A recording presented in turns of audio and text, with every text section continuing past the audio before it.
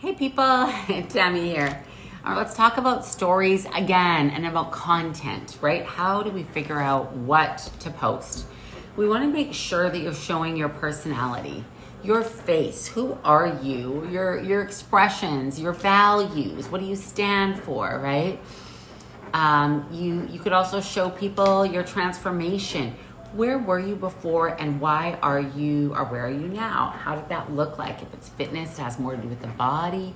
If it's business, it has to do with finances, maybe time freedom. But we want to show them the before and after, not only of you, but your clients as well. So let's see, an example for a business would be, what if I told you you could make $1,000 a sale, right? That's a really good hook. And then going into the story, maybe giving a testimony, showing a picture, a screenshot with someone that made that much money. But you want to be thinking about that hook and how to hook them in. Emotions. People buy emotionally all the time. So that is also why it is so important. Your career content needs to have an emotional reaction. It can't just be blah, right? Because you want to develop a trust with your people that are coming on. You want to remember you are speaking to people that are not your friends currently, because we're going after your cold market.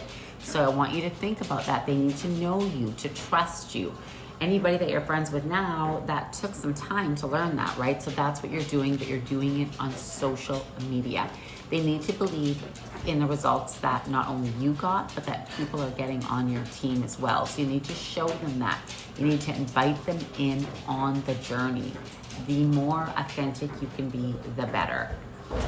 People, this is really good. People come for value, they stay for personality, and they buy for results. Did you hear that? That's important. Let's say it again. People come for value, they stay for personality, and they buy for results. They start following you because of value. So if you're a very small account, it's important to add a lot of value. You want people to be visiting you for a reason. But the reason they're going to stay is because they start to like you, right? You've got to show that personality, because if you don't show the personality, it's just value, value, value, they're probably going to get bored and they're going to move on. But if they are there for value, they like your personality, they're going to buy. All right, so there's three kinds of content that you want to share on stories. Number one, share your experience, right? Share what you have done to get where you're at. An example would be, I can't believe this serious mistake almost cost me my career. Let me prevent you from making the same one. Something like that, right? Product sales and stories, case studies, testimonials. Screenshot them, DM a testimony, right? If someone DMs you, screenshot it, put it on there. Put your testimonies on there, sell your product. Or number three, your personal stories, your life. They want to know who you are and create that connection. Now, if your views are under $1,000, under 1,000, not $1,000. If they're under 1,000, you want to create more value. You want to get the people onto your site. If they're over 1,000, but still not too much higher, 1,000 to 3,000 to 4,000, then you want to show more of you. And if they're a mega account or they're 5,000 plus, you want to do the personality and the sales, what you sell. So that kind of gives you a barometer. Where are you at? What should you be showing? It's different for every account and how big they are. Plus, then we always pivot. We always look and see what's resonating with our audience and what isn't.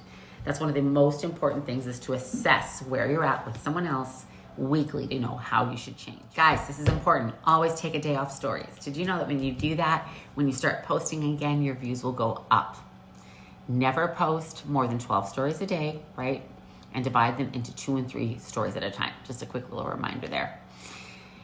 Now, how do you make a content plan? Choose the kind of content that you need for your size, right? We talked about that earlier. If you're under 1,000, this is what you should be, more value, right? If you're over, then you can start adding more personality. Write it out for 7 days at a time. Lifestyle, biz, product, right? Choose the topic for each one of these and then create a plan for each story. So an example would be on, Monday, I'm going to post lifestyle. On Tuesday, I'm going to do value. On Wednesday, I'm going to do value.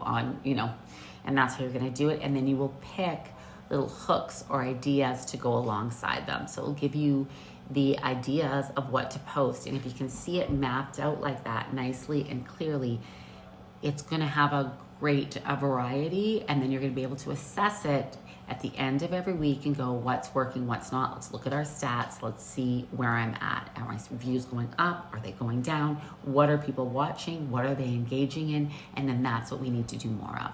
And we will have a clear path, a clear direction on where to go on your stories. Okay guys, let's go over how a story can look. So remember we talked about keeping the subject the same throughout the day. So let's go over this. Let's say your story number 1 would be the question. Hey, how's it? Or it could even be, hey, Tammy here, good morning. It could be anything, but you're showing your face, right? You want to show your face. It can be a picture. It can be whatever. So then you want to add the hook, right? What is the question? What are you going to talk about today? Today I started mine and I said, guess what, guys? I thought of the best question ever. Because I've been asking questions on my stories and people seem to really like that.